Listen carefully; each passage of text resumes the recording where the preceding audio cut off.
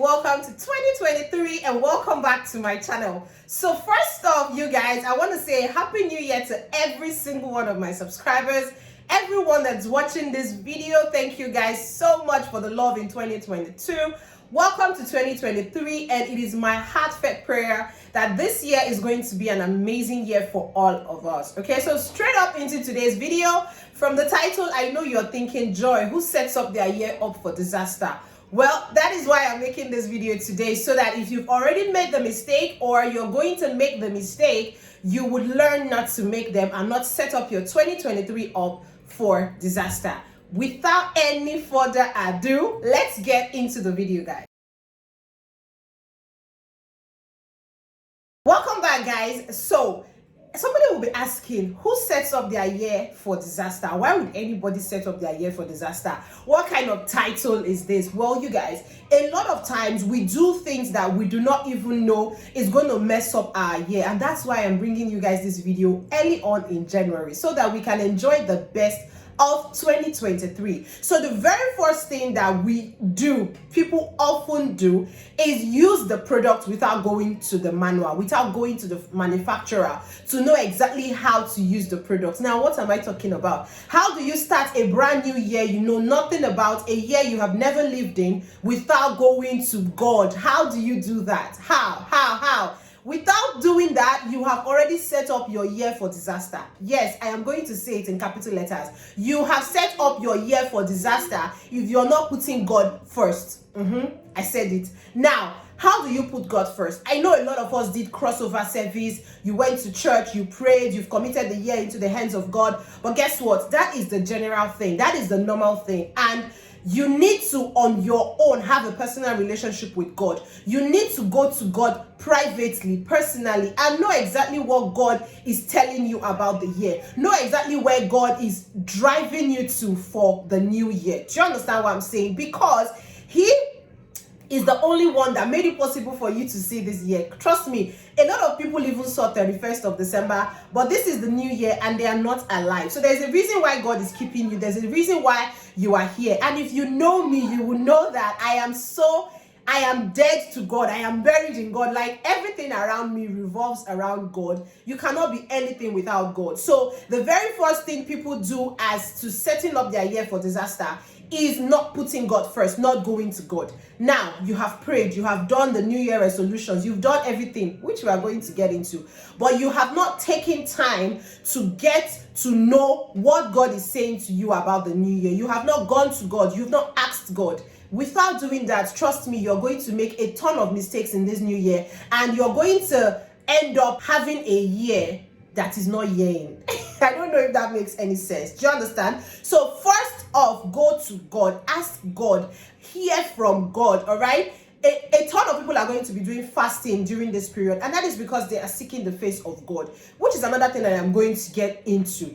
Go to God. That is the very first thing. Now, the second thing people do as to setting up their year for disaster is writing a ton of New Year resolutions or a ton of New Year goals that has nothing to do with them or even what God has in store for them. True. Now, you've taken your notepad, you've taken your pen, you've written down amazing New Year goals, you've written down amazing New Year resolutions. But let me ask you one question. Are those New Year goals and New Year resolutions coming from a place of you knowing who you are, what you are, and what you can achieve? Or is it coming from a place of peer pressure? Is it coming from a place of what is in vogue on social media, what everybody is doing, what I think I should be doing, not what I know I should be doing, not what I know that God has set me up for in this year 2023? Once you answer that question, you will be able to tell if those things you have written down on your notepad for the new year are even for you at all. Majority of the time, you guys, you do not even know yourself. You do not know who you are. A lot of people are still discovering themselves, which is perfect, which is normal. You cannot know yourself 100%. But let me tell you, if you are getting into the new year with goals that are not your own, with goals that are popular, with goals that are in trend, with goals that are fit for social media, you have set up your new year for disaster. That is the honest truth, okay? That is the truth. If you are writing goals, if you're making resolutions based on what other people think is cool, based on what is going to fit in, then you set up your year for disaster. You should make your goals first after talking to God, after knowing what God has in store for you for the year, and secondly, based on who you are.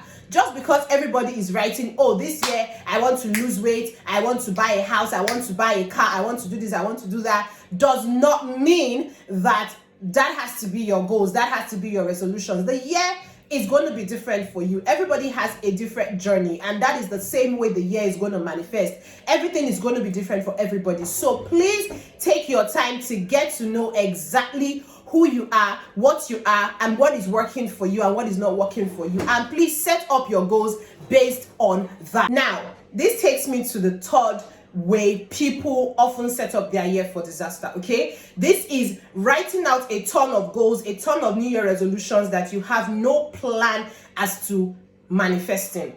Let me break it down. You've written goals on how you want to lose weight. You've written goals on how you want to save 10 million naira in 2023. You've written goals on how you plan to buy that house, how you plan to go on that vacation, but you do not actually have plans in place, or you have not written down plans that you are going to use in actualizing those things. Now, let me bring it. Sometimes we are too spiritual for our own good. So you have prayed, you have believed that God is going to make it happen, and you do not think that you have a place to play in this. I mean, faith without work is dead, and work without faith is dead. So if you plan on saving 10 million naira in 2023, definitely you have a plan in place. Definitely you should know, okay, every month this is what I am earning, this is what I am getting, or this is what I am targeting to get, and this is exactly how I am going to plan to save that money. This is how I'm going to plan to buy that house. This is how I'm going to plan to buy that car. As much as you want to pray, as much as you want to faith it, there is a place for work. And this is oftentimes how people miss it. You plan on losing 10 kg in the first half of 2023, but you have stocked up your house, or you are planning to stock up your house in the next couple of days with things that are not going to fit into that plan. I mean, how are you going to lose weight? It is what you eat majority of the time. As much as you're going to exercise and be physical, what you eat is going to contribute 80% to how you look, if you're going to lose weight or not. Am I making sense? So without having plans in place to manifest or to actualize these goals and resolutions, you have already set up yourself for disaster. You have set up your year for disaster. And at the end of the year, where people are counting their blessings and coming forth to be like, oh, I achieved this and I achieved that, you're just going to be filled with resentment, bitterness, and even envy. And this is not because God did not put it in place for you. It is because you did not put in the work. So as much as you've written all of those beautiful things, as much as you wish to get a lot of things in 2023, this is me telling you, be ready to put in the work. Oftentimes, what you're praying for is just around the corner, but have you put in the work? I mean, preparedness meeting a miracle is what is going to make it a mega testimony. You have to be ready for what you're praying for. If you're praying for a house, start having the mindset of a house owner. Start learning how to, have your own home and all of that stuff. Pretty much make sure you are prepared. Make sure you have plans in place, and you're not just writing a ton of stuff that you do not even know how you are going to actualize. Are we okay? Good. Now, to the next point on how people often set up their life or their year for disaster. It is not what's the word now? It is you not realizing the mistakes that you have made in the previous year or years before and learning from those mistakes. Now, let me tell you something. Something you do over and over and over is no longer a mistake. It becomes a habit, okay? Now, if it has not worked for you in 2020, it has not worked for you in 2021, it has not worked for you in 2022, what makes you think it is going to work in 2023? I need an answer to that question. What makes you think it is going to work in 2023? Now, for this year to work for you, for those goals to be made manifest, you need to sit back and understand what mistakes you have made in the previous years and what you need to put in place. This goes hand in hand with the previous tip that I shared, okay? Make sure you know what is working for you, yeah? Now, another way people oftentimes set up their year for disaster is by having plans, beautiful plans in place, starting off the year right, but not following through.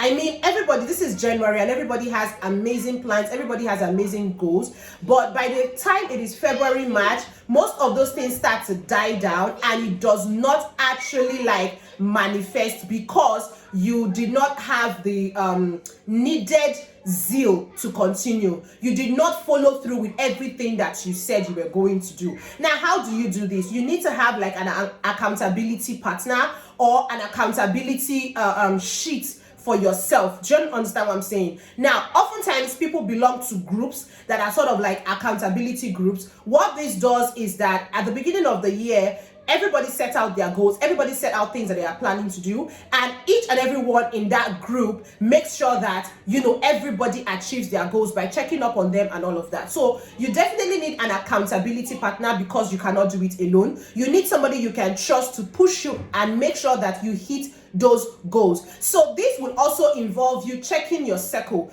Who are the people around you? Who are the people you call your friends? Who are the people that, you know, are there to cheer you on? Are these people dream killers? Are these people, have they even achieved anything with their lives, or are they just sitting back on the fence? You need to check your circle and make sure that you're surrounded by the right kind of people. Cut off people that are just going to you know, not push you, just going to be laid back. Cut off as much people as possible. Yes, take that scissors, cut them off. Okay, Joyce said it. Cut them off and surround yourself with people that are going to help you actualize those goals, and you too are going to help them to actualize those goals. Because trust me, your circle says a lot about you, and your circle can either affect, make or break your year. Okay, so these are my tips. These are some of the ways that I know and I believe that people set up their new year for disaster. Now let me know in the comment section if any of these tips resonates with you and how you are planning to make sure that your 2023 is blessed, fulfilled, and you hit all of those goals. If you've enjoyed this video, kindly let me know in the comment section by liking, sharing, subscribing. Leave me your beautiful comments, and you guys, I'll see you all in my next video. Bye.